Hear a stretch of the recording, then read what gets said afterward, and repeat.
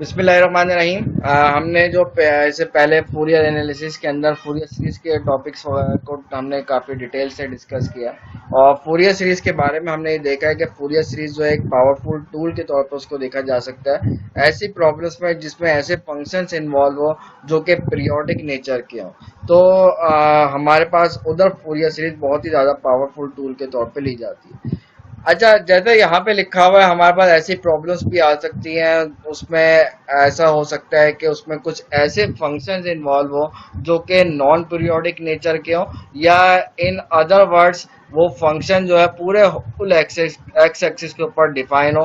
तो ऐसे फंक्शंस के केस में हमें क्या करना होगा, तो उस वक्त हमारे पास एक नया कॉन्सेप्ट वहाँ से जनरेट होता है, या ये कह लें कि हमारा फूरियर सीरीज का कॉन्सेप्ट उसमें एक्सटेंड होके एक नया टॉपिक जनरेट हो जाता है जिसको हम फूरियर इंटीग्रल का नाम देते हैं।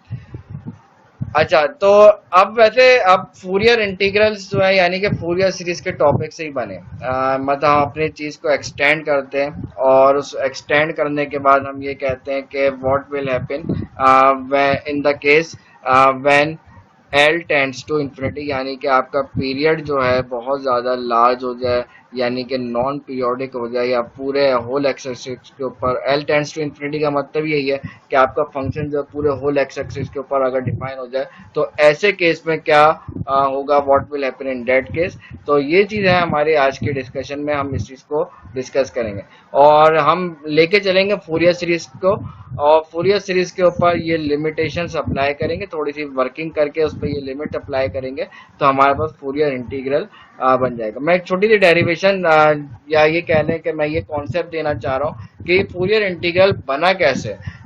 तो मैंने अभी आपको वैसे वर्बली बता दिया कि Fourier integral basically Fourier series से ही आता है, तो इसकी एक छोटी सी डेरिवेशन हम उसको थोड़ा डिस्कस कर लेते हैं, उससे हमें थोड़ा आइडिया भी हो जाएगा, कॉन्सेप्ट भी हमारा क्लियर होगा।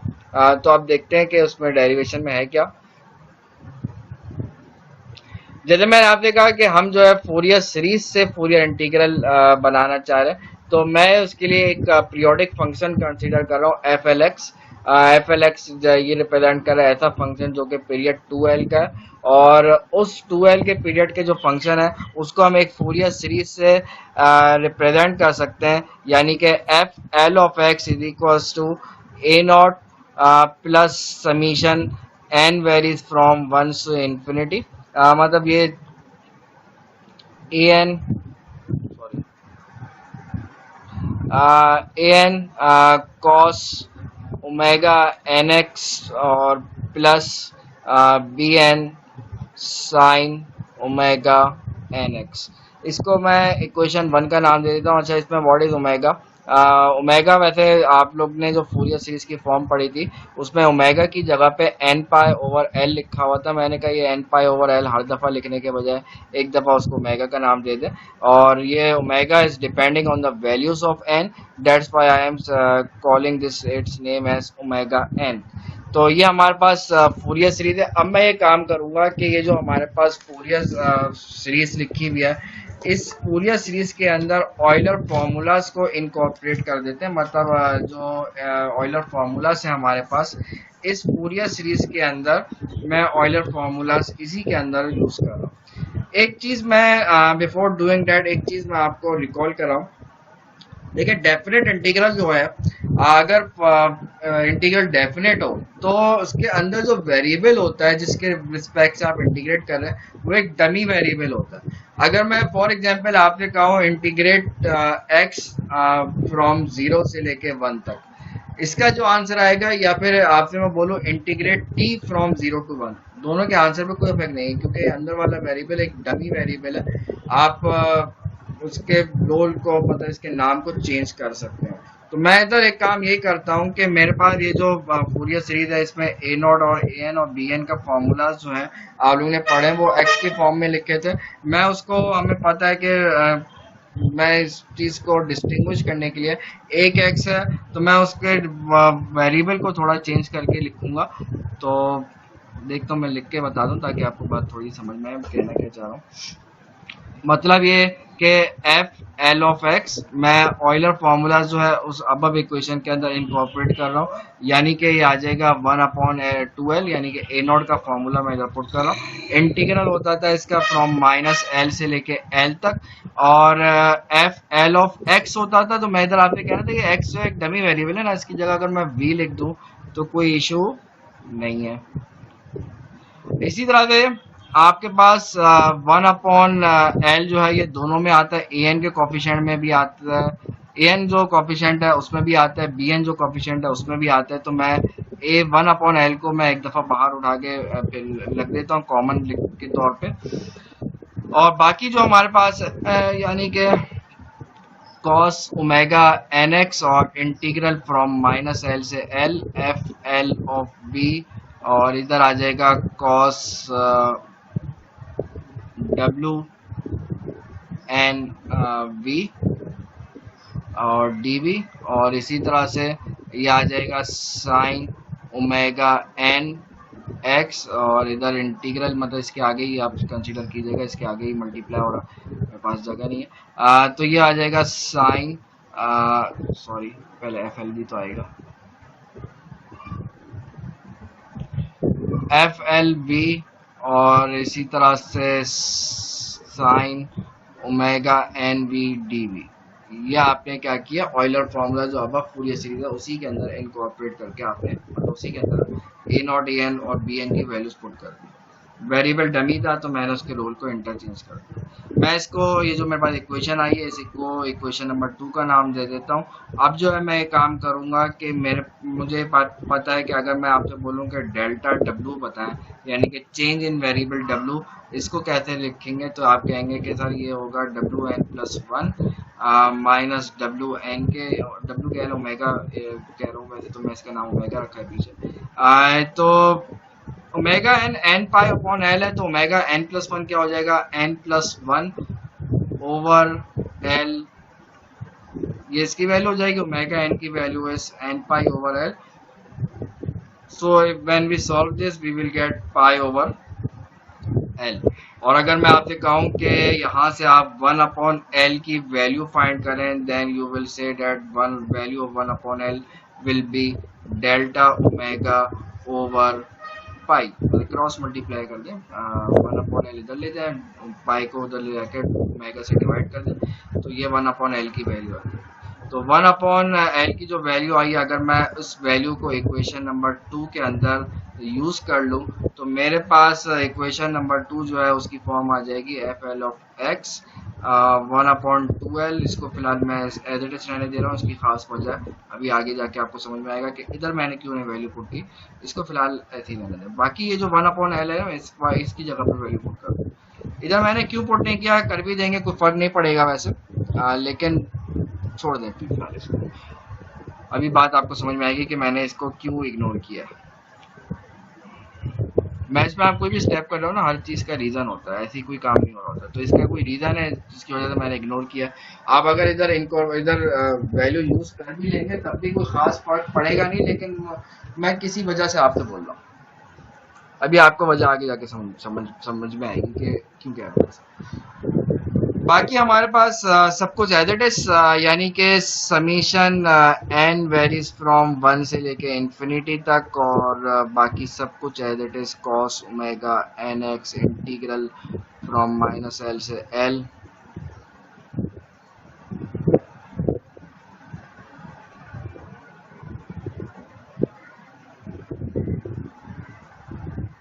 और इसी तरह से साइन ओमेगा एन एक्स, और इंटीग्रल में अगेन इधर जगह नहीं है तो मैं इधर लिख रहा हूँ -l से l, और f l b sine omega n b d B.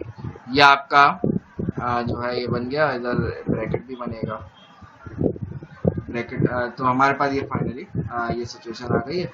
अब जो है मैं अब आगे वर्किंग करते हैं। ये जो मेरे पास इक्वेशन बनी है मैं इसको इक्वेशन नंबर 3 का नाम दे देता हूँ। और अब जो हम इस पे फर्दर ये बात कर रहे थे कि ये जो हमारे पास रिजल्ट आया है ये रिजल्ट हमेशा उस वक्त जो है वैलिड है, उस वक्त तक वैलिड है चाहे एल आप जितना भी लार्ज ले लें, लेकिन जब तक एल फाइनाइट है तो ये इक्वेशन नंबर 3 वैलिड है। लेकिन अगर ऐसा हो जाए कि हमने जैसे अभी डिस्कशन कर रहे हैं कि अगर ऐसा हो जाए कि आपका पीरियड जो है एल जो है that becomes very large, l tends to infinity, then what will happen in that case. तो हम ये कहते हैं कि अगर एल टेंड्स टू इंफिनिटी हो जाए तो अकॉर्डिंग टू ये कि हमारे पास ये जो फंक्शन जो periodic function F L x के नाम से दिया हुआ है, इस पे अगर मैं limit l tends to infinity लगाऊंगा तो मेरे पास एक जो फंक्शन आएगा वो पूरे एक्स एक्सिस के ऊपर डिफाइन होगा, यानी कि मैं उस फंक्शन का नाम एफ ऑफ एक्स रख देता हूँ, क्योंकि अब जो है फंक्शन है वो अब एल पे डिपेंड नहीं कर रहा। पहले वो पीरियड पे डिपेंड कर रहा था, अब ये पीरियड पे डिपेंड नहीं कर रहा, एफ ऑफ एक्स रह जाएगा फंक्शन। और ये जो फंक्शन है, ये फंक्शन जो है दिस एफ ऑफ एक्स, ये जो फंक्शन है ये एब्सोल्युटली इंटीग्रेबल होगा। What is mean bye absolutely integrable? Absolutely integrable का मतलब ये वाला इंटीग्रल होता है। ये इंटीग्रल अगर कन्वर्ज कर जाए, what is mean bye convergence of an integral? हमें पता है कि भाई अगर कोई ऐसा इंटीग्रल आ जाए जिसे आप इम्प्रॉपर इंटीग्रल कहते हैं। इम्प्रॉपर इंटीग्रल क्या होता था? जिसकी लिमिट्स जो है इनफाइनाइट हो। तो अगर इम्प्रॉपर इंटीग्रल की कन्वर्जेंस का मतलब ये होता है कि इस इंटीग्रल का आंसर फाइनाइट आंसर है।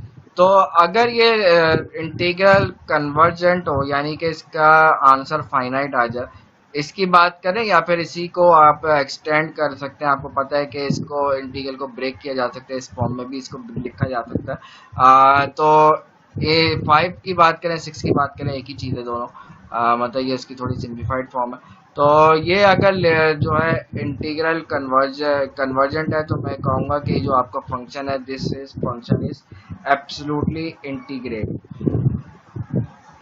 ये तमाम कंडीशंस जो अभी हमने डिस्कस किए हैं, अगर मैं इन कंडीशंस को इक्वेशन नंबर 3 के अंदर यूज करूं, तो इन कंडीशंस को अगर इक्वेशन 3 में यूज करेंगे तो फर्स्ट टर्म जो है आपकी राइट हैंड साइड पे वो जीरो हो जाएगी। आप अगर मैं इक्वेशन नंबर 3 आपको दिखाऊं, this is your equation number 3, l tends to infinity, जब आप इस पे अप्लाई करेंगे तो then this term will approach to zero, and delta डब्ल्यू upon pi will also approach to zero. और हमें पता है कि फ्रॉम डिमेंट इंटीग्रल, ये आप इसमें एक बात करते थे कि अगर इस पे लिमिट अप्लाई कर दें एल टेंस टू इंफिनिटी या डेल्टा डब्ल्यू टेंस टू जीरो, तो हमारे पास ये जो इनफाइनाइट सीरीज है, this infinite series will be converted to integral, मतलब एक इंटीग्रेशन के अंदर कन्वर्ट हो जाएगा, और उस इंटीग्रेशन की जो लिमिट है फ्रॉम जीरो टू इन्फिनिटी हो जाएगी।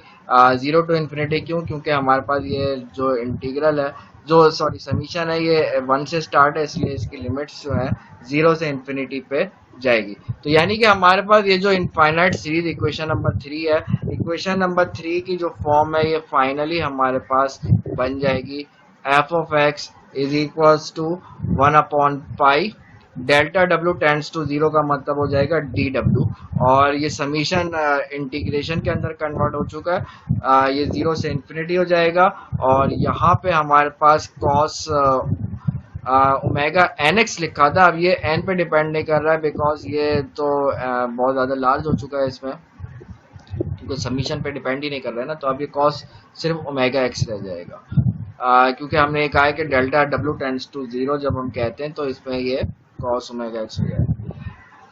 एल टेंड्स टू इन्फिनिटी का मतलब है कि माइनस एल से एल तक लिमिट्स थी, तो ये माइनस इन्फिनिटी से इन्फिनिटी तक हो जाएगी। और इधर एफ एल होता था, हमने कहा एफ एल जो है ये एफ एक्स के अंदर कन्वर्ट हो जाएगा, जैसे हमने पीछे वाले पेज के अंदर इक्वेशन 4 में कहा है, जब आप इस पे l tends to infinity limit लगाएंगे एफ ऑफ एक्स में कन्वर्ट हो जाएगा। देयरफॉर मैं इसमें एल की बात ही नहीं कर रहा, एफ ऑफ वी लिखूंगा, और ये आ जाएगा cos omega we D we, और plus sine omega X integral from minus infinity से प्लस इन्फिनिटी तक, और again F of V sine omega V. This is called the Fourier integral. ये जो हमारे पास इक्वेशन आई है इसको हम फूरियर इंटीग्रल का नाम देते हैं। अगर मैं इसको इक्वेशन नंबर 7 का नाम दे दूं, this is called Fourier integral. और इसी फूरियर इंटीग्रल को आप इस फॉर्म में भी लिख सकते हैं कि F of x is equals to integral from 0 से लेके इन्फिनिटी तक A of W cos omega X plus B of W sine omega X D W. और इसमें what is A and B, A and B are again Fourier coefficients हैं, Fourier integral के coefficients हैं, और उनकी values जो है ये इंटीग्रल्स जो है इस फॉर्म में इसकी वैल्यूज हैं। तो इसकी जो वैल्यूज हो जाएंगी हमारे पास, ये ए और डब्ल्यू, इसमें हम 1/पाई के साथ इसकी जो वैल्यू आ जाएगी ये बाकी जो इंटीग्रल लिखा हुआ है यानी कि माइनस इंफिनिटी से infinity f of v cos omega we D we. और इसी तरह से बी ऑफ डब्ल्यू की जो वैल्यू है that will be equals to 1/पाई इंटीग्रल फ्रॉम माइनस इंफिनिटी से इंफिनिटी तक F of V sine omega we D V. इसको आप इक्वेशन नंबर 8 का नाम देते हो, और ये जो फूरियर कोफिशिएंट्स आपने लिखे हैं जिसको आप इक्वेशन नंबर 9 का नाम दे सकते हैं। तो ये हमारे पास ये जो इक्वेशन नंबर 8 आई है, this equation number 8 this equation number 8 is called Fourier, ये फूरियर इंटीग्रल कहलाता है। तो यानी कि हमने स्टार्ट फूरियर सीरीज से लिया, उस फूरियर सीरीज के ऊपर कंडीशंस जैसे मैंने आपको शुरू में ही बता दिया था कि इसमें हम ऐसा केस के डिस्कस करें जब पूरे होल एक्स एक्सिस के ऊपर फंक्शन डिफाइन है, यानी कि period is large l tends to infinity, या दूसरे लफ्जों में फंक्शन इज नॉन पीरियोडिक। तो उस वक्त हम फूरियर इंटीग्रल को यूज करते हैं, वहां से हमने अपनी बात को स्टार्ट किया और हम फूरियर इंटीग्रल तक पहुंच गए। This is called Fourier integral. So now Fourier integral theorem, ये इसकी स्टेटमेंट लिखी हुई है, कब फूरियर इंटीग्रल थ्योरम अप्लाई होता है ये इसको जरा देखते हैं हम। If F of x is a piecewise continuous in every finite interval and has right hand derivative and left hand derivative. Right hand derivative और लेफ्ट हैंड डेरिवेटिव के बारे में होपफुली आपको पता होगा। ये जब आप कैलकुलस में जब डेरिवेटिव का कॉन्सेप्ट बिल्कुल स्टार्ट होता है तो उस वक्त ये जो है कॉन्सेप्ट दिया जाता है, what is mean by this. तो at every point and if the integral to, तो खैर ये नहीं है, सॉरी ये 5 था, सॉरी। इसमें एंड इफ द इंटीग्रल 5 मतलब जिसमें हमने एब्सोल्युटली कन्वर्जेंस वाली बात की है, उसके ये वो वाला इक्वेशन है। Then f of x can be represented by a Fourier integral. Fourier integral जो हमने पीछे इक्वेशन नंबर 8 और 9 में डिस्कस किया था कि फूरियर इंटीग्रल होगा और उसके कोफिशिएंट्स ए और बी इक्वेशन नंबर 9 के अंदर हमने डिफाइन किए थे, वो हमारे पास होगा। और ये तो फूरियर इंटीग्रल आप निकालेंगे जहाँ पे फंक्शन पीस वाइज कंटिन्यूस हो, और वो पॉइंट जहाँ पे फंक्शन डिसकंटिन्यूस होता है तो वहां पे फूरियर इंटीग्रल की वैल्यू जो है वो एवरेज ऑफ लेफ्ट और राइट हैंड लिमिट्स का आप एवरेज ले लें, वो वैल्यू फूरियर इंटीग्रल वहां पे उसके इक्वल होगा। जहाँ पे फंक्शन की डिसकंटिन्यूटी है वहां पे फूरियर इंटीग्रल ऐसे निकालते हैं, और जहाँ पे function continuous piecewise continuous हो और वहां पे वो फंक्शन जो है उसका इंटीग्रल 5 यानी कि एब्सोल्युटली कन्वर्जेंट हो, तो उस वक्त जो है हम फूरियर इंटीग्रल जो है इक्वेशन नंबर 8 और 9 की इक्वेशंस को यूज करके हम फूरियर इंटीग्रल निकालते हैं। अब इसके कुछ एक आध एग्जांपल हम देख लेते हैं। Okay, this is an example on Fourier integral, और इसमें आप फंक्शन को पहले तो फंक्शन को अगर आप समझें तो फंक्शन में आपको दिया हुआ है f of x is equal to 1 whenever mod of x is less than 1। What is mean by mod x less than 1? इसका मतलब होगा कि एक्स की वैल्यू जब -1 और 1 के दरमियान में then function will be this, and mod x greater than 1 का मतलब ये होगा कि आप जब इस इंटरवल से अलावा बात करें, यानी कि whenever x is less than -1, या फिर दूसरे लफ्जों में कि whenever x is greater than 1, उस वक्त जो है हमारे पास ये वाला फंक्शन यूजर होगा। ये उसका ग्राफ भी बनाया हुआ है। हमें करना ये है कि इसका फूरियर इंटीग्रल निकालना है, तो फूरियर इंटीग्रल निकालने के लिए हमारे पास जो इक्वेशन नंबर 8 और इक्वेशन नंबर 9 में जो है इनके फॉर्मूलाज है फूरियर इंटीग्रल के, कैपिटल ए और कैपिटल बी का फॉर्मूलाज भी हमारे पास लिखे हुए हैं। तो हम जो है उन फॉर्मूलाज को इम्प्लीमेंट करते हैं, यहाँ पे ए और बी की वैल्यू पहले निकालेंगे, और ए की वैल्यू निकालने के लिए ये इसका फॉर्मूला है जो हमने इक्वेशन नंबर 9 के अंदर डिस्कस किया था, 1/पाई इंटीग्रल फ्रॉम माइनस इन्फिनिटी से इन्फिनिटी और एफ ऑफ वी कॉस डब्ल्यू वी। और जैसे मैंने अभी डिस्कस किया आपसे कि ये जो मॉड एक्स लेस देन 1 लिखा हुआ है, सिर्फ इस वक्त फंक्शन की वैल्यू 1 है। बाकी अगर आप वैसे तो देखा ये फंक्शन माइनस इन्फिनिटी से इन्फिनिटी तक डिफाइन है। अब देखा जाए ये आपका जो लिमिट्स हैं, पीछे ग्राफ से ही आपको आइडिया हो रहा है। मैं आपको ग्राफ एक दफा और दिखा दूं ताकि आपको ये इंटीग्रेशन थोड़ी सी डायरेक्टली समझ में आ जाए। वैसे इस तरह की बातें हम पहले करते रहे, लेकिन फिर भी चले, जब फूरियर सीरीज में पढ़ते थे तो हम इस तरह से पीस वाइज इंटीग्रेशन में उसमें अक्सर इसका जिक्र करता था आप लोग से।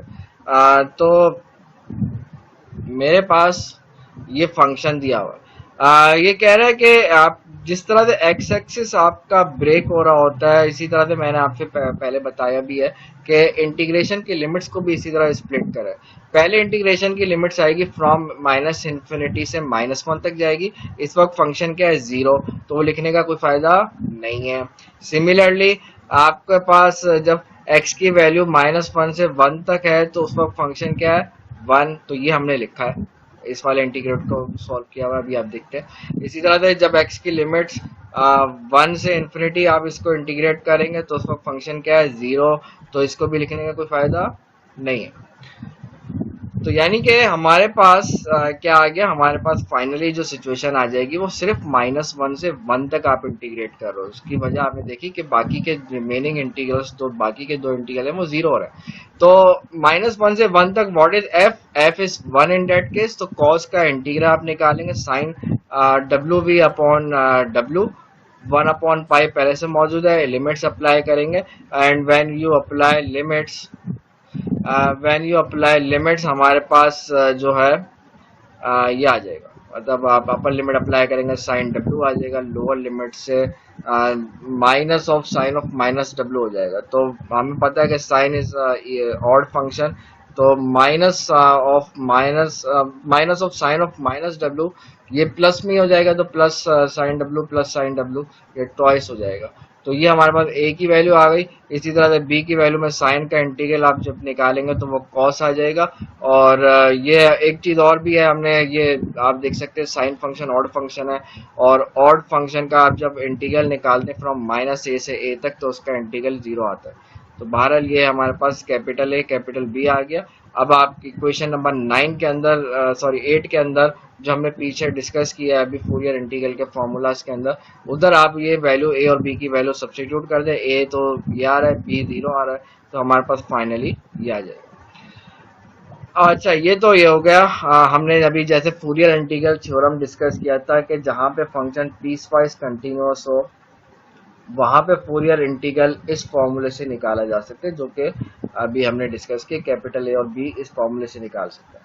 लेकिन जहाँ पे फंक्शन का पॉइंट ऑफ डिसकंटिन्यूटी है वहां पे फूरियर इंटीग्रल निकालने के लिए हम जो है ये करते हैं कि राइट हैंड लिमिट और लेफ्ट हैंड लिमिट का एवरेज ले लेते हैं। तो फंक्शन की डिसकंटिन्यूटी पॉइंट 1 के ऊपर क्लियरली नजर आ रहा है कि x इज इक्वल टू 1 के ऊपर फंक्शन जो है डिसकंटिन्यूअस है, because function is not defined at x is equal to 1। तो फंक्शन जब वहां पे डिफाइन नहीं है तो फंक्शन की डिसकंटिन्यूटी आ रही है। तो डिसकंटिन्यूटी है वहां पे तो हम लिमिट निकाल लेते हैं, लेफ्ट हैंड लिमिट 1 के ऊपर और राइट हैंड लिमिट 1 के ऊपर आप जब निकालेंगे तो limit x tends to 1 from negative side आप जब अप्रोच करेंगे, एक मिनट आपको दिखा दूंगा।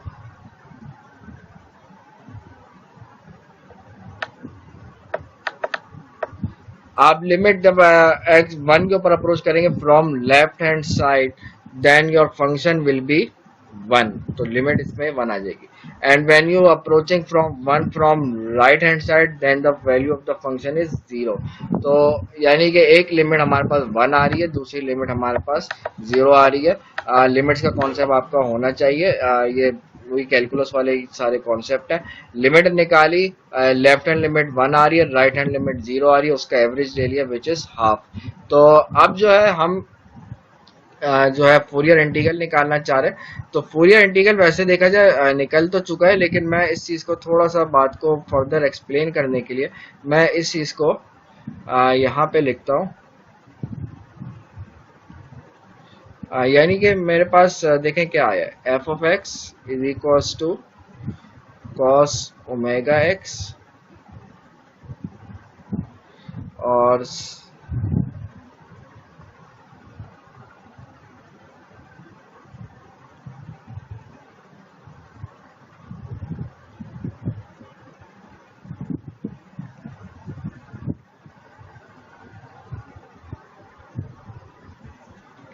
मेरे पास ये आया, ठीक है ना। ये कहाँ पे आया, जहाँ पे फंक्शन पीस वाइज कंटिन्यूस है उस वक्त ये आया। अगर मैं एक काम ये करूं कि ये 2/पाई को उधर ले जाऊं, what is F of x, ये कब निकाला है आपने, जब आपके पास एक्स की वैल्यू फ्रॉम -1 और 1 के दरमियान है तो आपने ये निकाला है। या ये कह लें कि ये पूरे एक्स एक्सिस के ऊपर निकाला हुआ है, इसको मैं बल्कि इस तरह से कहता हूँ, ये वाली फूरियर इंटीग्रल हर जगह पे होगा। सिर्फ एक्स की वैल्यू 1 के अलावा ये हर जगह पे आपका फूरियर इंटीग्रल इस तरह से डिफाइन है। अच्छा, what is F of x, F of x को हमने डिफाइन किया हुआ है कि एफ ऑफ एक्स की वैल्यू जो हमारे पास दी हुई है, मैं अगर उन वैल्यू को यहाँ पे लिखूं, फंक्शन जो आपको गिवन है, फंक्शन की वैल्यू इज 1 फ्रॉम -1 से लेकर 1 तक, और 0 एल्सवेयर। एल्सवेयर मीन्स के इसके अलावा जहाँ पे भी आप बात करें, मतलब ये कि वेन एवर एक्स की वैल्यू इज लेस देन -1 या एक्स की वैल्यू इज ग्रेटर देन 1, उस वक्त फंक्शन की वैल्यू 0। तो अगर मैं काम ये करूं कि एफ ऑफ एक्स है ना यहाँ पे, अगर मैं पाई अपॉन 2 को उधर ले जाऊं तो क्या हो जाएगा, फंक्शन एफ ऑफ एक्स से पाई/2 मल्टीप्लाई हो जाएगा। तो यानी कि हमारे पास पाई/2 एफ ऑफ एक्स अगर मैं निकालूंगा तो ये क्या आ जाएगा, पाई/2 आ जाएगा। और ये हमारे पास खैर एक्स, ये तो एज इट इज रहेगा 0 एल्सवेयर। तो ये कुछ इस तरह की बात इधर इन्होंने की है, तो इसको यूज कर किया है यहाँ पे इस चीज को। तो एफ ऑफ एक्स की जगह पे मतलब लोग कह रहे हैं पाई/2 कहाँ से आ गया, तो ये इस तरह से ही आया, सही है ना। तो ये हमारा, अच्छा व्हाट इज एक्स की वैल्यू 1 के ऊपर हमने, हमारे पास 1/2 आ रहा था, तो आपने पाई/2 से जब उसको मल्टीप्लाई कर दिया फंक्शन को, तो ये पाई/4 में कन्वर्ट हो गया, सही है। तो ये हमारे पास फूरियर इंटीग्रल निकल गया। वैसे ये वैसे देखा जाए फूरियर इंटीग्रल आपका पूरा इसकी वैल्यू यहाँ पे आप ऑलरेडी पूरी निकाल चुके हैं, लेकिन यहाँ पे कुछ और फर्दर वर्किंग की हुई है कि कह रहे हैं कि भाई अगर x की वैल्यू 0 हो जाए तो हमारे पास ये फंक्शन जो है साइन इंटीग्रल जिसे हम कहते हैं, साई फंक्शन, ऐसा ही फंक्शन जिसे हम कहते हैं, ये हमारे पास बन जाता है विच इज साइन w/w, पाई/2 के बराबर होता है। तो ये हमारे पास वो चीज़ बन जाती है, तो उसको भी यहाँ पे इन्होंने डिस्कस किया हुआ है।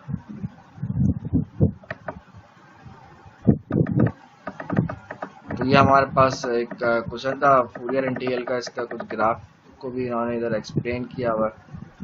तो ये हमारा फूरियर इंटीग्रल का एक क्वेश्चन जो है हमने इसको यहाँ पे सॉल्व किया।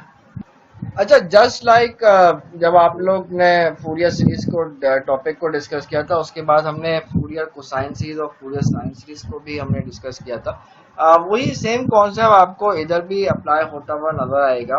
अगर आप इक्वेशन नंबर 9 को देखें, इक्वेशन नंबर 9 में अगर हमारे पास फंक्शन जो है इवन हो जाए और तो फिर क्या होगा, इसी तरह फंक्शन अगर ऑड हो जाए तो क्या होगा, बिल्कुल वही सेम कॉन्सेप्ट यहाँ पे भी अप्लाई हो रहा है। हमें एक बात पता है कि फंक्शन अगर इवन है तो even function multiply by even function is an even function. इसी तरह से even function multiply by odd function is odd function, और odd function multiply by odd function is even function. तो ये कॉन्सेप्ट जहन में आपके यकीनन होगा।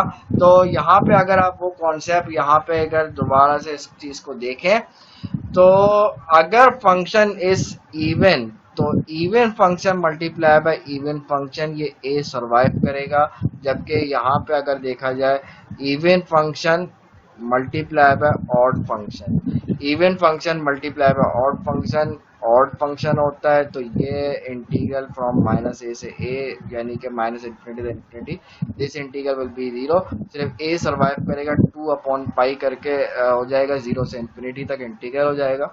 तो ये हमारे पास कहलाएगा उस केस में फूरियर कोसाइन इंटीग्रल आ जाएगा। और इसी तरह से जैसा अभी एग्जाम्पल में आपने देखा, हमारे पास फंक्शन इवन था तो सिर्फ कोसाइन वाली टर्म आ रही थी, b हमारे पास 0 आ रहा था। अच्छा, बिल्कुल इसका ऑपोजिट आप वो भी देख सकते हैं, अगर फंक्शन ऑड हो जाए तो odd function multiply by even, यानी कि एफ जो है ऑड हो जाए तो odd multiply by even is again odd function, तो ए जो है खत्म हो जाएगा, जबकि बी सरवाइव करेगा। तो मतलब ये है कि इधर odd multiply by odd even हो जाएगा, तो ये 2/पाई हो जाएगा, तो ये हमारे पास बी सर्वाइव करेगा, ए जीरो हो जाएगा, तो उस केस में हमें फूरियर साइन इंटीग्रल मिल जाएगा। तो ये हमारे पास फूरियर कोसाइन इंटीग्रल और फूरियर साइन इंटीग्रल्स के फॉर्मूलाज हैं। This is Fourier cosine integral, जैसे मैंने अभी आपको बताया कि ये 2/पाई कैसे आया, ये प्रॉपर्टी अप्लाई की हमने, जो कि इवन फंक्शन के इंटीग्रल पे अप्लाई की जाती है। और इसी तरह से अगर हमारे पास फंक्शन ऑड हो जाए तो फूरियर साइन इंटीग्रल आता है, विच इज दिस थिंग। तो ये सारी चीज़ें हम ऑलरेडी जैसे देखा जाए जो कॉम हमने फूरियर सीरीज में डिस्कस किया था, बिल्कुल सेम कॉन्सेप्ट यहाँ पे भी अप्लाई हो रहा है। So that is our today's topic. That was our today's topic, Fourier integral. हमने Fourier integral को ही देखा कि ये क्यों बात मतलब कैसे आता है, कहाँ से बना ये Fourier integral, और हमने इसकी छोटी डेरिवेशन की और उसकी फिर एक एग्जांपल सॉल्व की, और एग्जांपल के बाद हमने Fourier कोसाइन इंटीग्रल और Fourier साइन इंटीग्रल को भी डिस्कस किया। तो ये हमारा आज का टॉपिक था। इसकी कुछ और एग्जांपल्स हैं जो कि आपको एक्सरसाइज के अंदर मौजूद है, उन एग्जांपल्स को सॉल्व ज़रूर कीजिएगा, तो ताकि आपको आइडिया हो कि किस तरह से वर्किंग करनी है। तो कोशिश ज़रूर कीजिएगा, अगर नहीं हो तो फिर बताइएगा। That's all for today.